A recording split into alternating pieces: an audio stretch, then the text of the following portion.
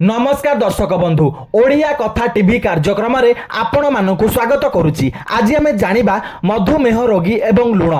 मधुमेह रोगी माने सेमानक दैनिक खाद्य रे लुणर परिमाण को कमाई देबा उचित, कारण लुण अधिका खाइबा द्वारा रक्तचाप वृद्धि पाई थाए, जहा मधुमेह रोगी भविष्य रे स्ट्रोक, हृदरोग, किडनी रोग इत्यादि हेबा परी समस्या सृष्टि करि पारे। एणु टाइप 1 बा टाइप 2 मधुमेह थिबा व्यक्ति माने निज खाद्य रे लुणर परिमाण कम करिबा पई चिकित्सक माने परामर्श देई थांती। जणे टाइप 1 मधुमेह रोगी दिन को 11.9 ग्राम रु अधिक लुण खाइबा उचित नुहे। सेहीपरि टाइप 2 मधुमेह रोगी दिन को 8.5 ग्राम रु अधिक लुण खाइबा उचित नुहे। एहा द्वारा रक्तचाप नियंत्रण होइथाए। नियमित अभ्यास द्वारा रक्तचाप जनित सबु समस्या दूर हो जाए। एपरिक रक्तचाप पई रोगी को औषध खाइबा मध्य आवश्यक हुए नहीं।